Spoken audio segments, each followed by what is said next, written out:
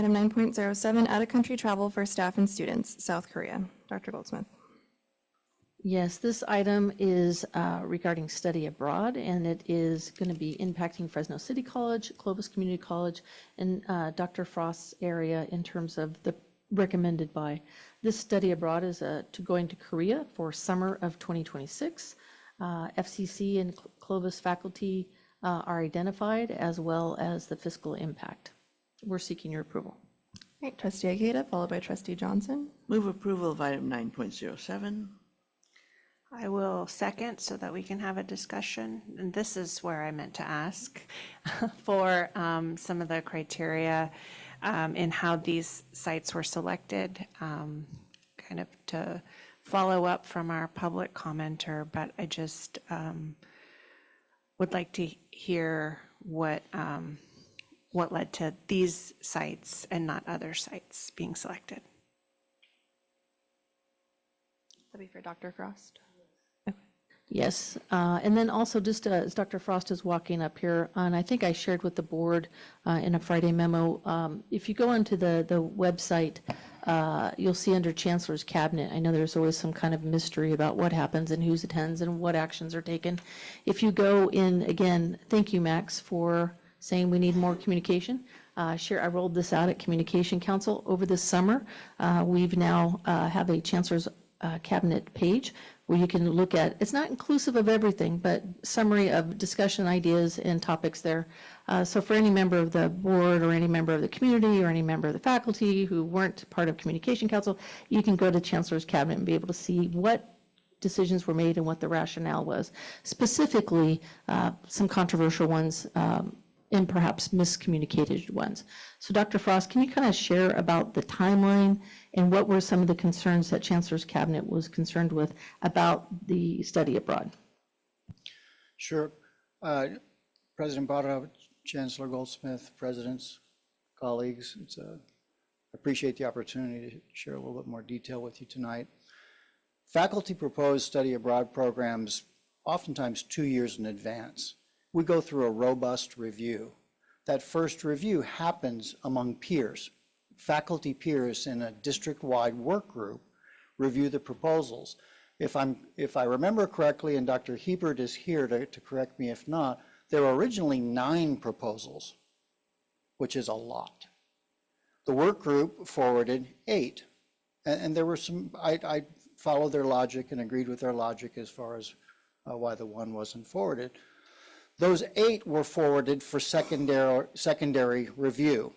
From the faculty work group, and this is a tradition I've seen followed since I've been here, it then goes for a cabinet level review. Dr. Goldsmith in previous meetings has already described with the new administration some of the changes we were seeing in international travel, the State Department reevaluating for security some countries. We took some additional time to review these. Safety is always job number 1 when it comes to student travel, whether it's domestic or abroad. But in addition to that, and I know I can see a number of people in the room who are very aware of this, we review multiple criteria when we do study abroad reviews. 4 programs for one district is quite a few. I've worked in international education since 1985, universities and colleges. For a college district to offer 4, I'm very pleased with that. Could we offer more? We could, but there are many other budgetary constraints that we have in the district at this time as well. Diversity of programs, where the programs are going. We're actually offering 2 programs in East Asia this time, which I'm particularly impressed with.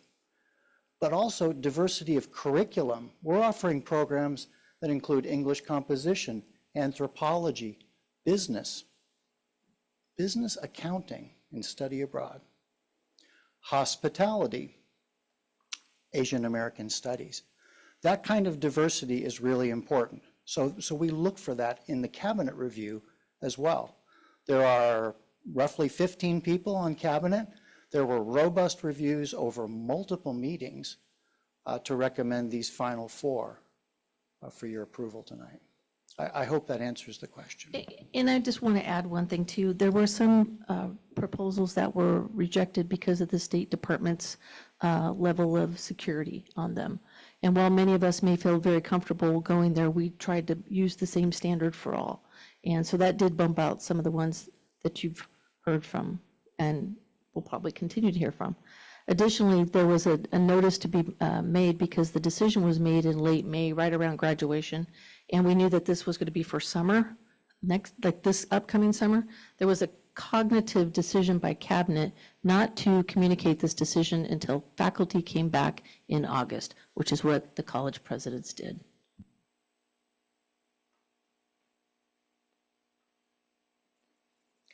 Okay, and I saw on the chancellor's cabinet page that the decision is being made to share the decision with faculty no later than mid-August going forward. And it seemed, No, it was mid-August this time. We realized that it was a delay this time, but it was, okay, so it should have been out earlier. We're going to try to do our best to make it earlier, as we have done in previous years.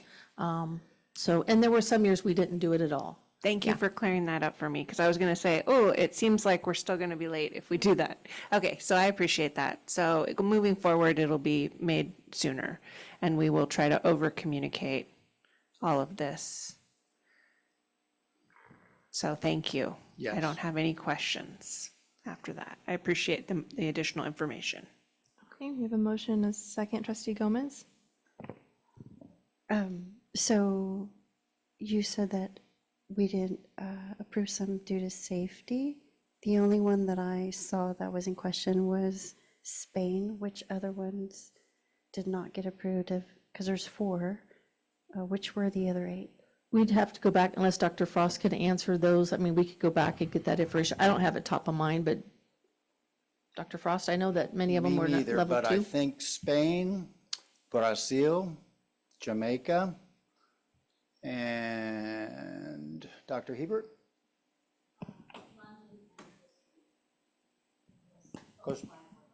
Costa Rica? London and Costa Rica.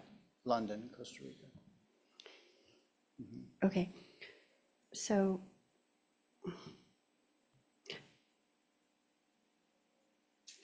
but we are sending staff to Mexico and Sweden, which has a level 2. We're sending international education director to recruit students. That's an individual to recruit students from Mexico, Sweden, and Canada. Okay, well, there seems to be a lot of controversy regarding this issue, and I know, I don't know how many board members received an email. So if we can just get some answers to those questions regarding the email, and we don't have to do it today because it just came to us. Sure. But it's just so there could be some transparency on that, and I don't need that, again, right now, because I don't want to halt these programs, South Korea, Sure. Greece, Japan, and Ireland, but just moving forward. Absolutely. In addition to the previous Friday memos where I provided information, all of you will get more additional information. And we'll probably even share it during Communication Council as well, just to clarify and help give a deeper understanding of the rationale move forward. And I won't say which trustee, but I do want to thank you for sharing the email that you all received, because it does help us be able to better communicate, because some of those things were new to us. So we have to fact check a lot of that stuff. So thank you. I appreciate it. Trustee Fuentes? Thank you. So just following up on Trustee Gomez's initial question. So is it our standard practice that countries with a State Department travel advisory level 2, is our standard practice to disallow student travel to those countries?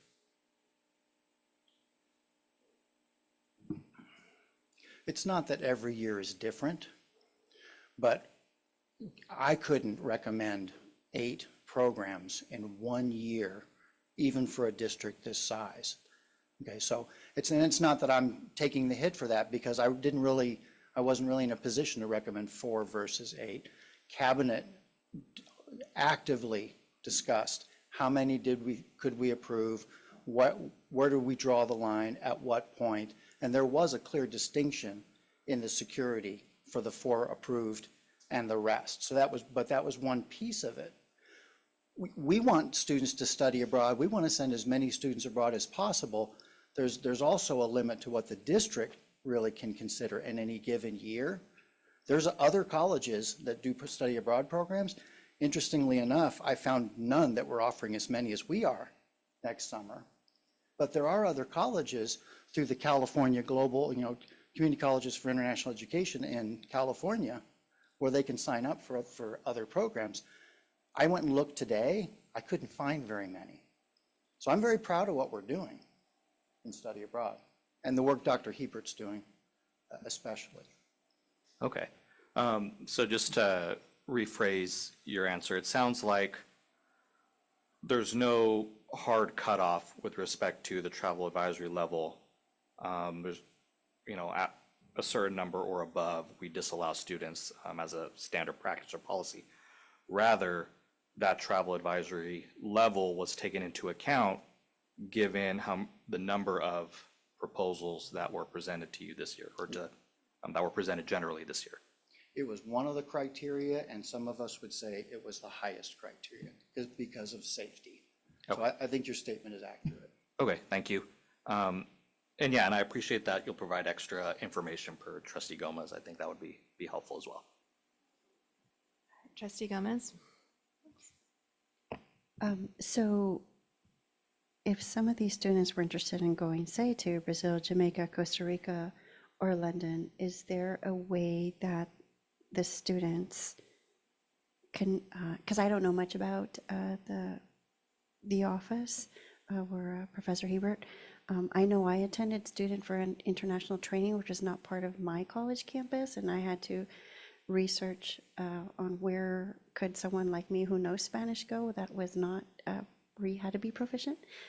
So I'm just wondering if that could also be tied into the website or professors to push something like that where they can have that exposure if they want to go actually anywhere, not just, these 4. I think we'd all agree with that idea. Now I'd have to go to the website, but I'm pretty sure I'll find some information that helps students make those decisions, even on our local website. But that said, I don't want to speak before I actually have a chance to do the research. And Yeah, let the we'll put chancellor together know. a complete packet, and we'll also see what some of our neighboring community colleges are doing, because many of them aren't offering any international programs. So we'll see how they're trying to adjust and try to meet their needs. We'll probably come up with some really creative solutions, looking at our neighbors who are not offering these programs and how are they meeting those needs. So we'll bring all that together. All right, thank you. Thank you, Dr. Frost, for answering our questions. We appreciate that. With a motion and a second and no more comments, Ms. Ferry, can we please do a roll call vote? Student Trustee Reyes, Yes. Trustee Yule, Yes. Trustee Muertes, Yes. Trustee Gomez, Yes. Trustee Ikeda, Yes. Trustee Johnson, Yes. Trustee Rodriguez, Yes. and Trustee Parra. Yes. 7 yeses, the motion carries.